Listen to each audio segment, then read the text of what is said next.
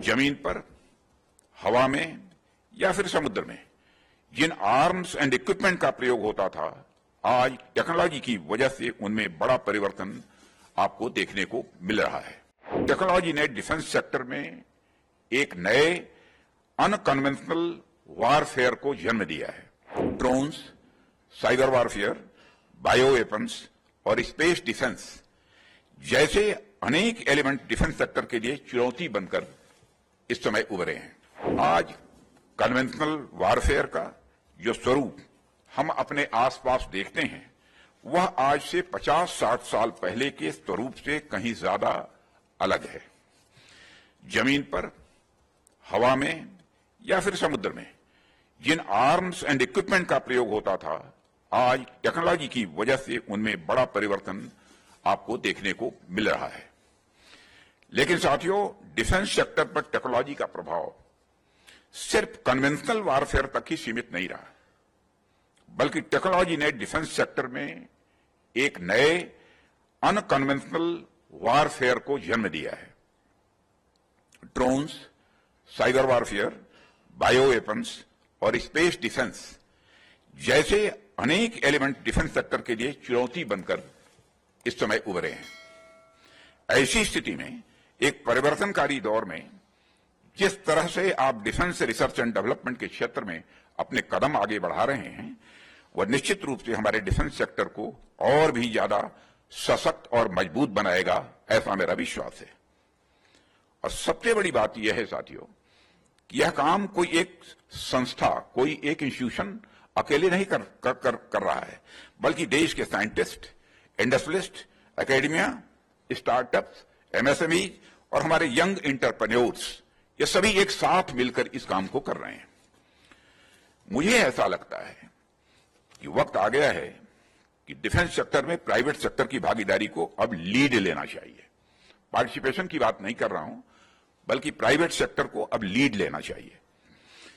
ऐसा मैं इसलिए कह रहा हूं क्योंकि प्राइवेट इंडस्ट्री के अंदर तेजी से हो रहे परिवर्तनों को न सिर्फ एब्जॉर्ब करने की क्षमता है, बल्कि नई चीजें क्रिएट करने की भी उनके अंदर क्षमता है। आज के इंडस्ट्री लीडर्स, इनोवेटर्स, एंटरप्रेन्योर्स और रिसर्चर्स इसके लिए नेचुरली प्लेस्ड हैं, और मैं मानता हूं कि आप सभी भविष्य में भी टेक्नोलॉजी के क्षेत्र में नित्य नई ऊंचाइयों को टच करेंगे। क्योंकि आज की गैदरिंग साइंस एंड टेक्नोलॉजी से जुड़े लोगों की है, तो मैं आप सबसे भी कुछ बातें कहना चाहता हूं।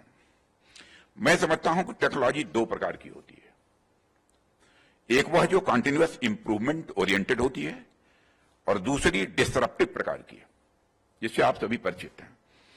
आज भारत के डिफेंस सेक्टर में दोनों ही प्रकार की टेक्नोलॉजी पर काम करने की जरूरत है।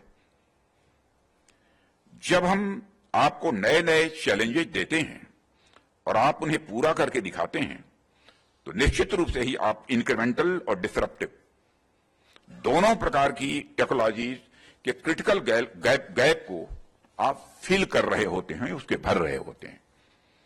मैं आपको इस बात की बधाई देना चाहूंगा कि आप डेयर टू ड्रीम और 5th एडिशन लॉन्च कर रहे हैं। यह इनिशिएटिव ठीक अपने नाम के ही अनुरूप है। हमारे युवा कुछ नया स्वप्न देखने का साहस करेंगे, तभी उस सपने तक पहुंचने का मार्ग भी प्रशस्त होगा। आज मानव सभ्यता अपने जिस पड़ाव पर है, वह हमारे पूर्वजों द्वारा देखे गए सपनों का ही एक परिणाम है। उन्होंने अगर अपने सपने नहीं देखे होते साथियों, तो मानव अब तक शायद जंगलों, पहाड़ों और गुफाओं में ही अपना जीवन बिता रहा होता। इसलिए अगर उनके सपनों ने हमें यहां तक पहुंचाया है, तो हमारी भी यह जिम्मेदारी बनती है कि इन सपनों के सहारे हम आगे बढ़ें और आने वाली पीढ़ी को और ऊंचे मुकाम तक पहुंचाएं। यह हम सबकी जिम्मेदारी बनती है। यहां मैं यह भी जरूर जोड़ना चाहूंगा कि सपने देखना या सपनों के अनुरूप इनोवेटिव सोच डेवलप करना यह कोई आसान बात नहीं है। यह हमेशा से यह मुश्किल रहा है। यदि मुश्किल न रहा होता तो हर व्यक्ति इनोवेटिव स्वाभाविक रूप से हो जाता।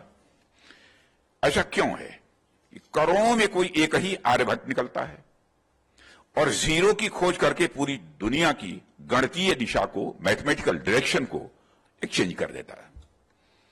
ऐसा क्यों होता है कि करोड़ों में कोई एक ही वराहमिहिर और एक ही चरक और कोई एक ही सुश्रुत, कोई एक ही यम विश्वेश्वरैया या कोई एक ही जैसी वस्तु निकलता है जो अपने ग्रेट आइडिया से रिवॉल्यूशन ला देता है।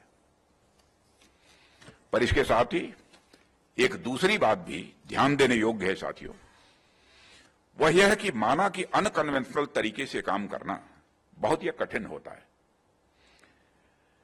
यह किसी दैवीय कृपा से कम नहीं है, इसलिए हर कोई इनोवेशन कर भी नहीं पाता है। पर जब आप लगातार अपनी मेहनत, अपनी लगन से इसके पीछे पड़े रहते हैं तो बिना रुके, बिना थके इसकी ओर आगे बढ़ते रहते हैं और इनोवेशन आपके लिए केवल दैवीय कृपा नहीं रह जाता है,